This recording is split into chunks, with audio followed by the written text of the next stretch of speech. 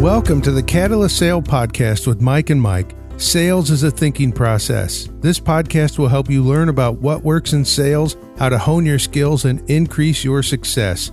I'm your host, Jody Mayberry, and this week we have a special guest, Matt Ostanik from FunnelWise. Mike Simmons, tell us about Matt. How did you meet him and why is he a guest on the show? So I met Matt, and thanks, Jody. I met Matt about 2.5, 3 months ago. FunnelWise is a Catalyst sale partner, and we're a partner of FunnelWise. I met him through a connection that we made with a couple of folks on the marketing side of the equation. And after a couple of conversations about his business and areas of focus and just general alignment between the two, we started a relationship. Matt, can you go ahead and share a little bit more detail about your background, kind of where you've come from, how you've grown up in the space, and how that led to the creation of FunnelWise? Yeah, I'd be glad to. Sure, Mike. And thanks both Mike and Jody. It's nice to be able to be here and join in the conversation today as well. Yeah, so to give a little bit broader background and backstory on the FunnelWise side and myself. So FunnelWise as a company has been in business for about 3 years, but prior to that, back in 2003, so a long time ago now, I had started a different software as a service company called Submittal Exchange that had a software product that was used for communication and collaboration on commercial construction projects. And our primary clients were architects and contractors and sophisticated facility owners across the country. And as part of the process of building that company, it started out as just myself doing sales, but pretty quickly grew a team around that. And over the course of a few years, ultimately built a good-sized marketing and sales team to help scale the business.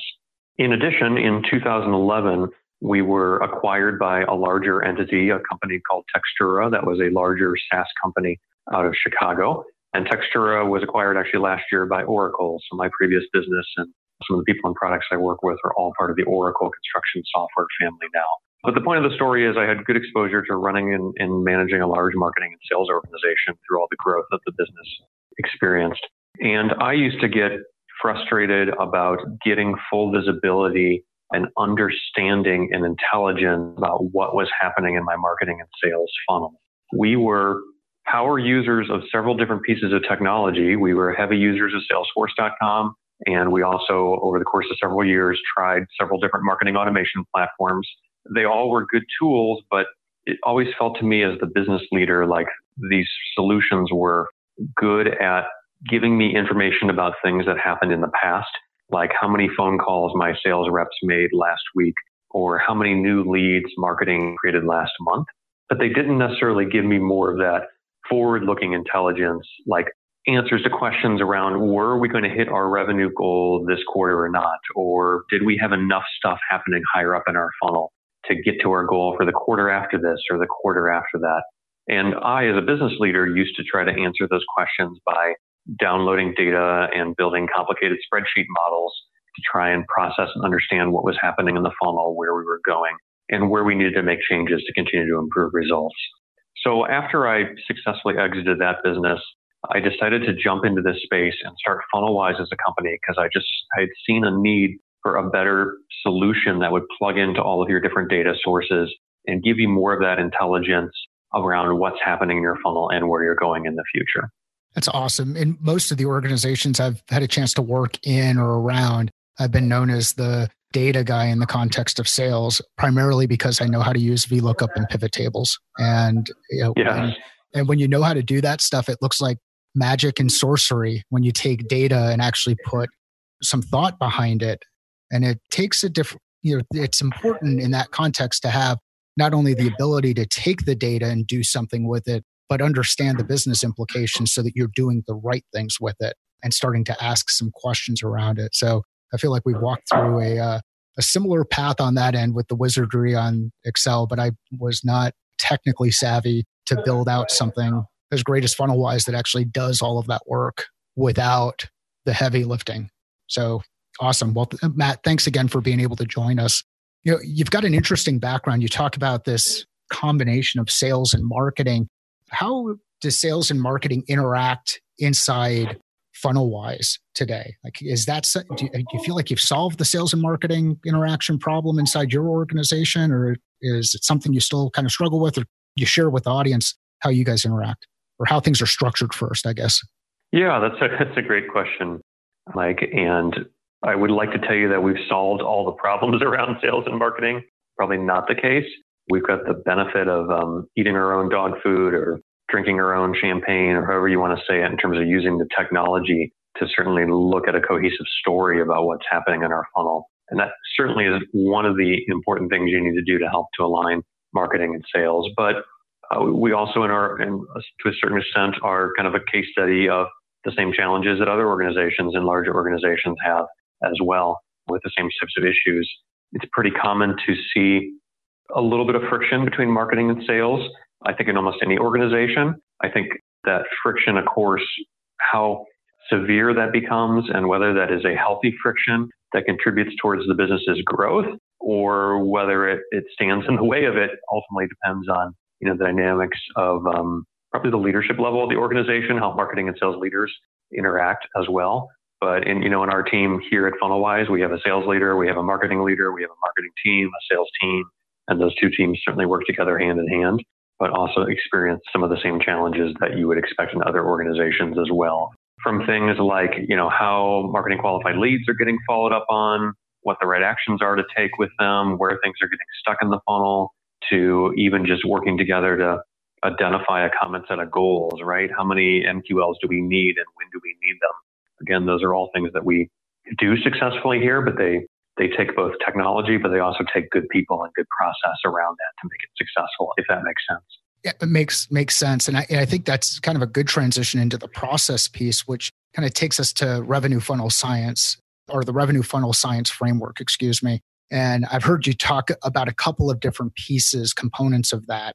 You talked about operationalizing the funnel in that executive leadership viewpoint of the data and what you do with the data. You also talked a bit about connecting the dots. Maybe you can go into a little bit more detail on the framework, share with the audience how you came up with the framework, and maybe even get into where organizations do things well and where they tend to fall short.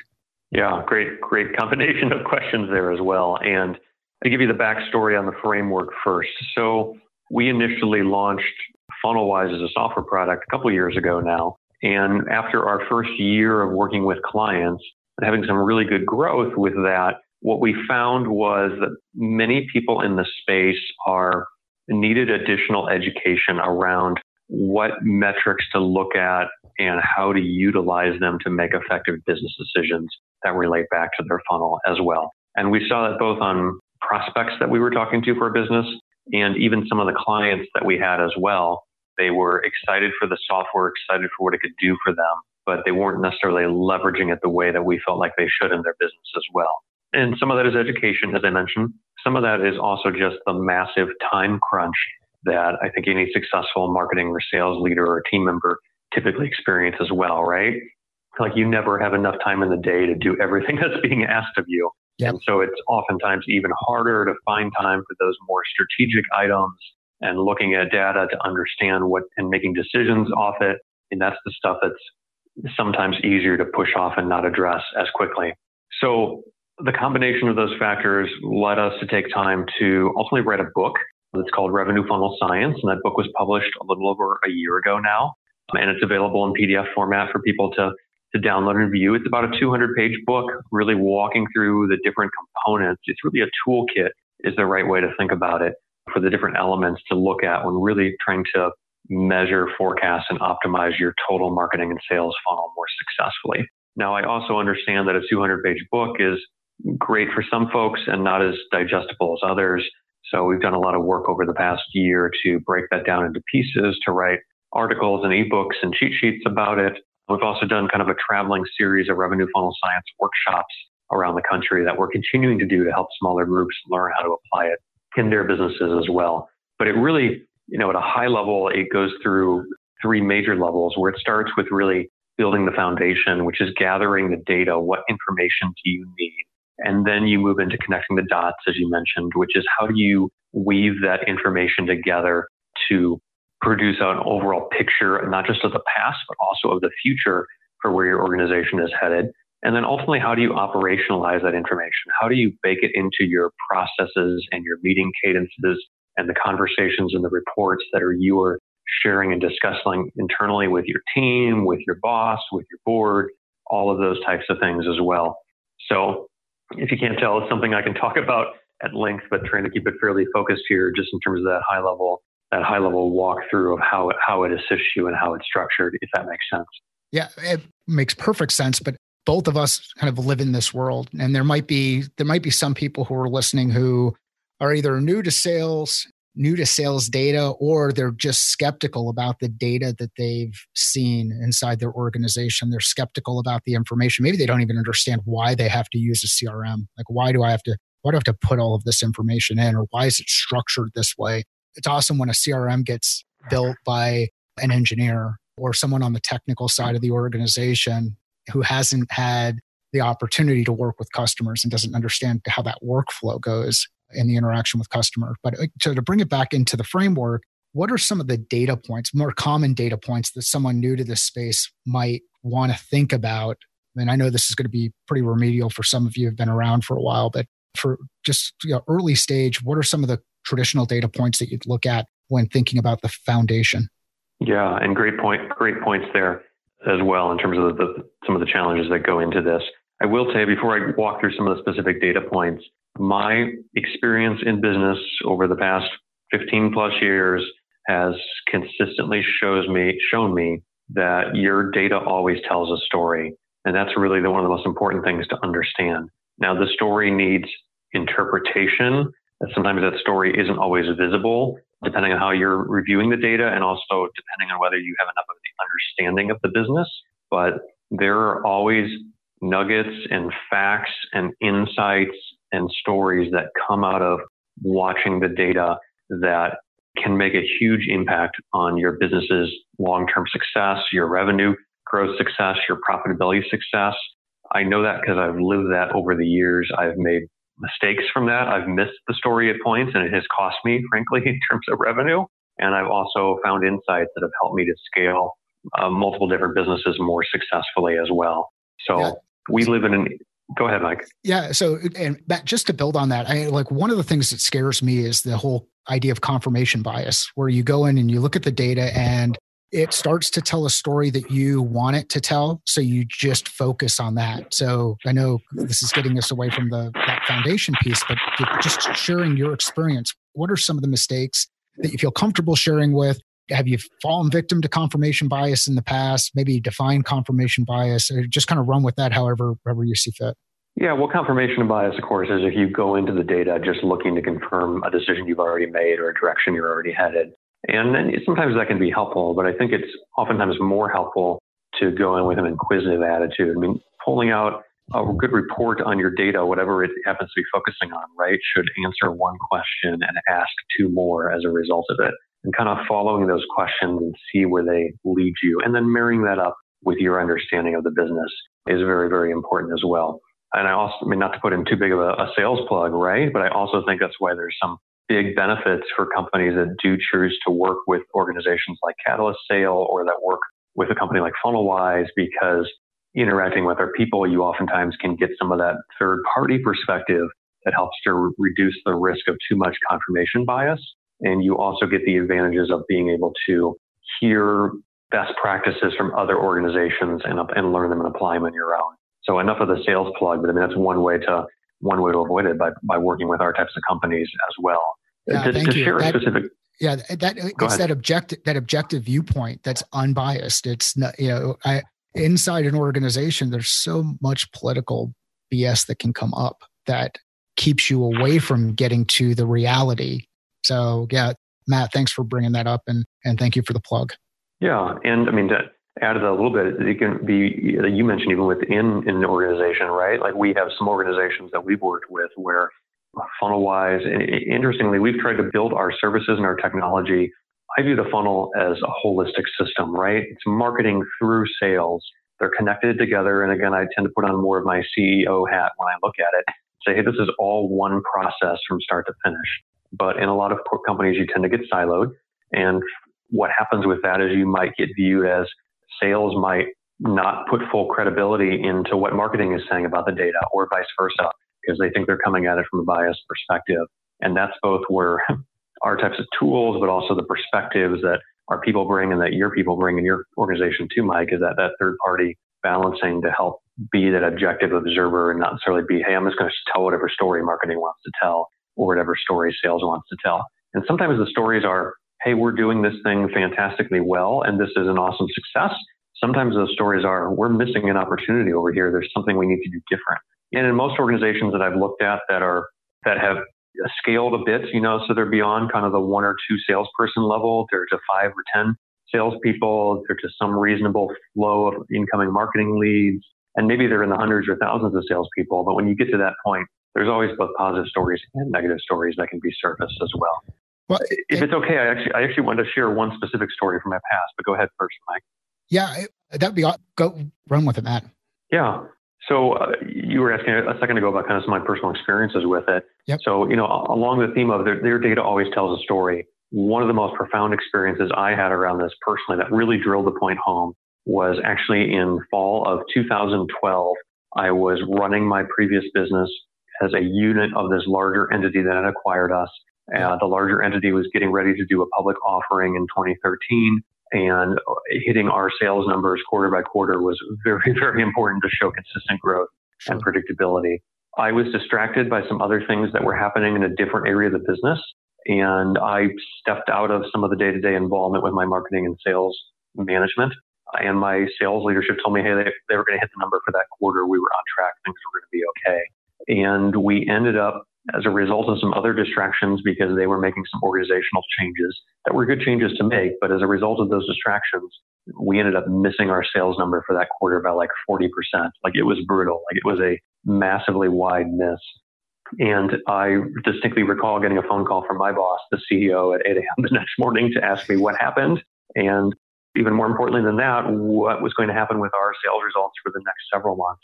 Where are we going to go with that? Because it was very critical as part of the overall forecast they were building for the overall business.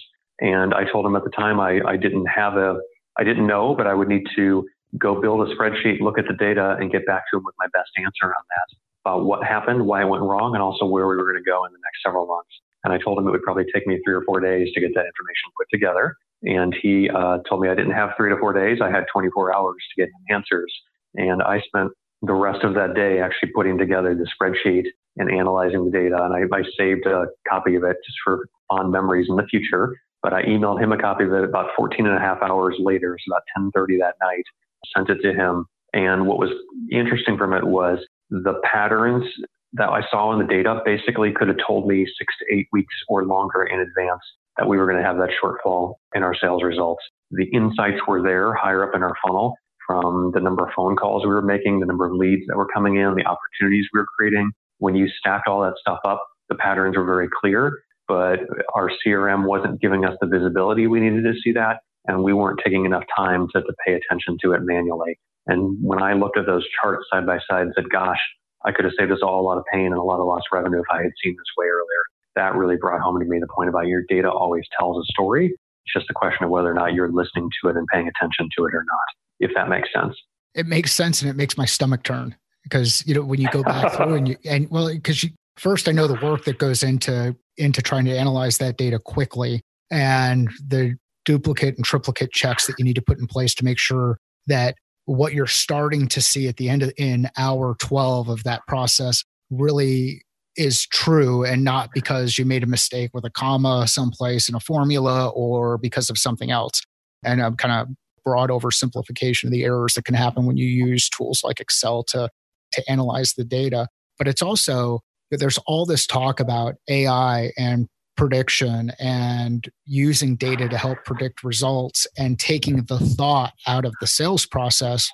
One of the things we highlight, and people have heard this on past episodes, and I don't need to get into a lot of detail there, but this is where sales and really life is a thinking process. It's about taking the information that you have, applying direct thought and experience, testing ideas and concepts with others, validating an approach, and then moving forward with the information, always questioning assumptions. And there are some people out there who look at the questions and they say, why don't you just accept the data for what it is? Or they think the questions are from a perspective of, just challenging information. And really it's from the perspective of trying to move the organization forward, gathering information. So awesome story. Thanks for sharing it. Yeah. So to jump back into something we were talking about a minute ago, Mike, thinking about some of the foundational elements of revenue funnel science and just smart funnel management, right? So it's interesting. I'm going to weigh in on a couple different concepts here. But first of all, the word funnel, I think, is a very good word to describe the process, but it also has taken some critique in recent years. You can read articles that try to write headlines like the funnel is dead, all of that. It's just in today's modern digital buying era. I don't agree with those. I think the funnel has evolved quite a bit, but ultimately when I talk about funnels, I use that term as a synonym for a process. It's really the process. It's the steps you take, again, to take an unknown prospect or suspect or anonymous visitor to your site, or even just a target company that you've never had contact with, and ultimately move them through all the steps to get them to being a paying customer, a paying client of yours. And people talk a lot about the buyer's journey. That's a very important part of it, and making sure your process is aligned with the buying journey, the experience that they have as purchasers of your solutions. But there's also an internal set of process flows, the steps that you take as an organization to facilitate all of that. And ultimately, that's what your funnel is. So building an effective funnel, and even the start to working with revenue funnel science, is you first have to define a funnel blueprint. And a blueprint is really just that map or that outline of the steps that happen in your funnel. And you have to think about those blueprints from both a business perspective and a technical perspective. And what I mean by that is the business context might be thinking about, okay, we're going to go through some steps on the marketing side. We're going to engage the prospects. They're going to visit our website. They're going to read some content. And then at some point, we're going to have enough information on them to determine that they're marketing qualified. And saying that they're marketing qualified means we're ready to hand them off to a business development rep or a salesperson to actually call on that person. And then on the sales side, you'll go through a series of steps to further qualify, to schedule that person, to better understand their needs and to fit your solution to their needs, or whatever other steps are involved with your process. Those are all business criteria.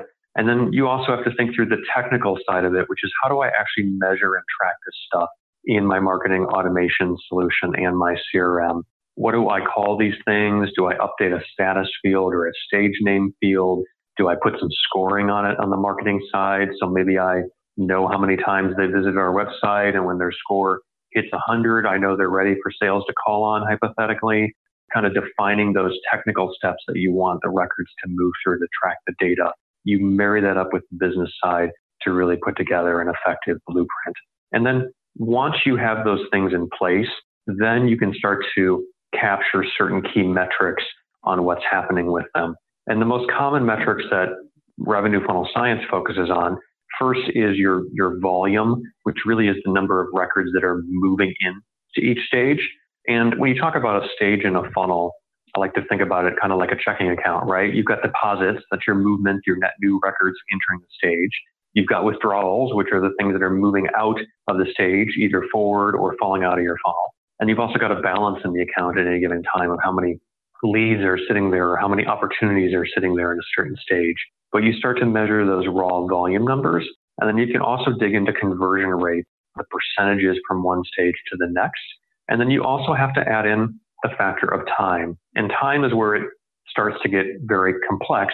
You can do it in tools like Excel, but it's also where it starts to strain some of the limits on easy Excel computing and your own time availability. But when I say time, I mean how much time is elapsing each step of your funnel. How much time does it take, your overall velocity, so the speed at which they move through your funnel, the number of hours or number of days, starting to factor that in, then allows you to better understand what you need and when you need it higher up in your funnel to get to those future sales goals. So that's a little bit long-winded, but to really sum it up, it really starts with establishing a blueprint, mapping out the business and technical criteria for the stages in your funnel, and then starting to capture those key metrics on top of it, the volume, the movement, the conversion rates, and the velocity. All of those things really are what build the foundation then for further funnel analysis.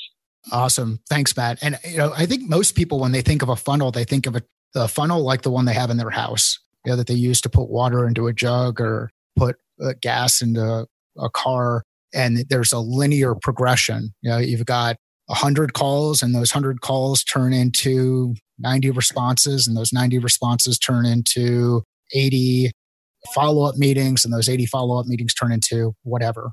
But when you've looked at this data, you realize that over time, stages in the funnel start to expand or detract at different points in time. So you get bloated components of the funnel, you get some areas of the funnel that are really lean that you would expect to have more content in there. Can you talk about how FunnelWise visualizes that information and what you can do with those visualizations?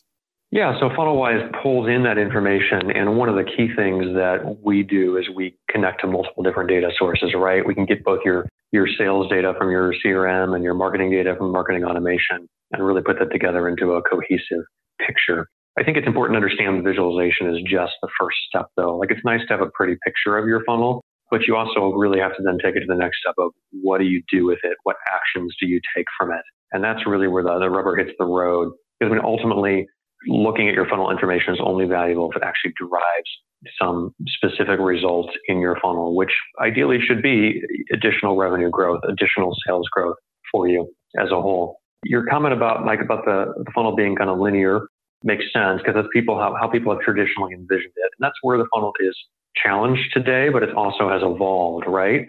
It's common for there to be multiple different paths through the funnel, different ways to get to that end result, depending on the type of prospect you're dealing with or how they engage with you. You need to track that stuff, though, and manage it and understand how those things are flowing. Because again, that's the foundation for future success, to be able to understand and quantify that. We've been doing a lot of work recently on starting to build benchmarks for our clients to really help give them more information about what a healthy, well-performing funnel looks like. And so to speak to that for a minute, one of the things that we've noticed on the bottom of funnel side, so really the sales process side of the funnel, has been you can actually go in and measure with a tool like FunnelWise. You can see how many records are moving through the funnel perfectly sequentially versus how many are skipping around and perhaps skipping certain steps in the sales process. And some non-sequential movement is okay. That's normal. But there's kind of a threshold where it starts to become adverse to your business. And it really sends a message. It either sends a message of you've got a lot of stuff that's not following your processes, or maybe your processes aren't right to begin with, and whatever process or methodology you put in place around your salespeople is not the right one to utilize because they're not regarding it. They're not following it the way that you would think they would be. They need to skip it to make things work better. But what's really interesting on the sales side too is a lot of organizations will look at a funnel metric called win rate. What is your overall win rate from the number of opportunities that you're working? If you've got 100 new opportunities and you're winning 30 of them, so you've got a 30% win rate, which is kind of around the average, although you see all sorts of different numbers from different businesses on this. What companies don't talk about as much, but what they really should consider is what their win rate variance is as well. And your win rate variance is actually the spread or the difference of win rate across different members of the sales team, right? So if you have 10 people on your sales team and one of them has a 30% win rate, but one has 20%, one has 15%, one has 40%, how big or small is that spread ultimately? How different are the results from one person to the next? And what's been really fascinating to see in the data as we've gone through this benchmarking process has been that the consistency, how sequential or not sequential their funnel is, has a direct correlation with their win rate variance as well. So to say that more simply, organizations that are better at establishing clear processes and standards for about how to run their sales process, and the companies that are better at training their people how to do that successfully, tend to get a more consistent set of results, and ultimately they make more sales from that. So it's been really interesting to see that particular insight from the data and to think about how to apply that to companies that could use help in improving their sales results. Well, and it's really interesting when you think about it, not only in the context of individual reps, but teams and geographies and markets and product. And those ands just continue to go along. So as you start to add in those additional variables to the mix, you realize different, and I know the term that you guys use is subfunnels, so different subfunnels that occur inside an organization and being able to take that data together, look at those variances and figure out where your opportunities are. As you go through pattern recognition, one of the things that's really important to me is identifying not only anomalies, but gaps. And, it's great to see standard year-over-year growth or standard quarter-over-quarter growth, but what about the shocking thing that happened someplace wherever? Is that is it an anomaly, or is it an actual opportunity that the business should be pursuing? So it's great to have a conversation with somebody who gets excited about data, gets excited about visualization, gets excited about asking questions in the data and then taking action. It's one thing to look at it. It's a completely different thing to put a plan in place and start executing against your objectives there. Absolutely. And to build on something you said there, Mike, too, you were talking about kind of the different ways to look at your data by team, by different products, by business units or regions or other ways. I like to think about it like how you slice your data. And we use the term subfunnels in revenue funnel science. So a subfunnel is just a piece of your funnel, a slice of the funnel, looking at it based on a certain dimension. Another term for it would be a pivot. We were actually just talking about this internally the other day. I don't use the term pivot a whole lot because I think the only people that tend to know what that means are accountants and spreadsheet geeks like you and me that have done a lot of Excel work.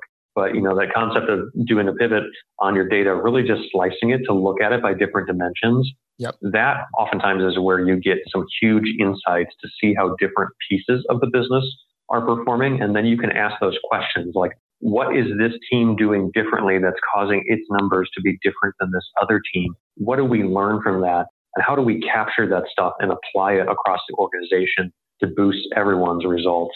That's where you get a lot of power from this stuff, not just from the base data, but from starting to slice it and then starting to figure out the actions you take based on those insights. Amen.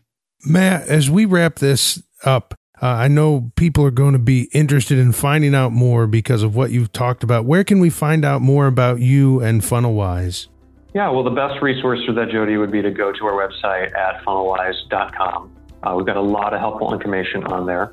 And we have a lot of information available in particular about the revenue funnel science methodology. So if you go to FunnelWise and you actually click on the resources link at the top, there's a link for revenue funnel science. And that is exactly where you go to get information like the ability to download our book or to actually pick up on different cheat sheets and other publications that we've done around different pieces and components of it. So depending on your interest areas, lots of different things to browse through there just to learn more about the methodology and the toolkit. And we'll go ahead and add in links to the site and to the ebook in the show notes of this episode of the podcast as well. Okay, terrific. Well, thank you so much, Matt, and thank you for listening to the Catalyst Sale Podcast.